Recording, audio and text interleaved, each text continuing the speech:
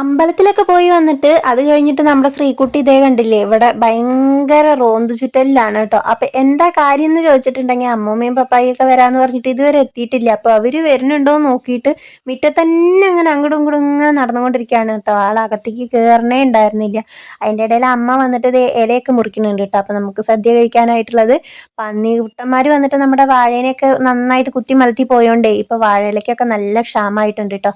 അങ്ങനെ ഇലയൊക്കെ മുറിച്ച് നിൽക്കണതിൻ്റെ ഇടയിൽ അവർ വന്നു. അപ്പോൾ അതേ അമ്മയും പപ്പയും ചേച്ചിയും കുട്ടികളും എല്ലാവരും ഉണ്ടായിരുന്നു കേട്ടോ. വണ്ടിയുടെ ബാക്കിൽ ഇതേ നമ്മുടെ ശ്രീകുട്ടൻ്റെ സൈക്കിളാണ് കേട്ടോ. അപ്പോൾ ശ്രീകുട്ടൻ ഇപ്പോൾ അത് ഓടിക്കണമൊന്നുമില്ല. അപ്പം നമ്മുടെ ശ്രീകുട്ടിക്ക് ആവും എന്ന് പറഞ്ഞിട്ട് പപ്പ കൊടുന്നതാണ് കേട്ടോ.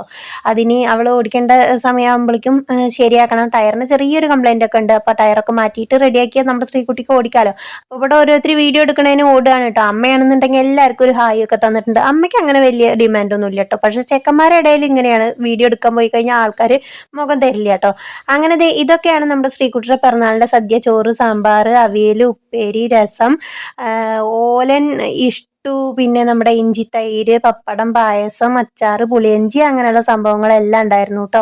അപ്പോൾ അതേ അവരെല്ലാവരും കൂടിയിട്ട് ഇരുന്നിട്ട് ഊണ് കഴിക്കുകയാണ്. ഞാനാണെന്നുണ്ടെങ്കിൽ ഇവരൊന്നും കൂട്ടത്തിൽ ഇരുന്നില്ല കേട്ടോ. നമുക്ക് താഴെ ഇരിക്കാനുള്ള ബുദ്ധിമുട്ടുണ്ടല്ലോ. ചേച്ചിയാണ് എല്ലാവർക്കും വിളമ്പി കൊടുത്തത്. അത് കഴിഞ്ഞിട്ട് അവളും അവരൊപ്പം ഇരുന്ന് കഴിച്ചു കേട്ടോ.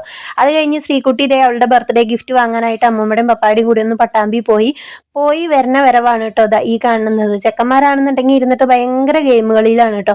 ശ്രീകുട്ടി ഇതേ വാങ്ങിയിട്ടുള്ള ഗിഫ്റ്റ് എന്താന്നൊക്കെയാണ് കേട്ടോ ഈ കാണിച്ചു തന്നുകൊണ്ടിരിക്കണത്. അപ്പൊ ശ്രീകുട്ടിക്ക് ഇപ്പൊ കുറച്ച് നാളായിട്ട് എല്ലാ ബർത്ത്ഡേക്ക് അമ്മൂമ്മയും പപ്പായും കൂടി ഇതുപോലെ പാദസരമൊക്കെ വാങ്ങിക്കൊടുക്കാറുണ്ട് കേട്ടോ.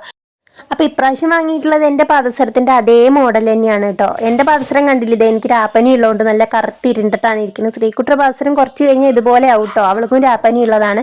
അപ്പൊ നമുക്ക് അടുത്ത വീഡിയോ ആയിട്ട് കാണാം. ടാറ്റാ.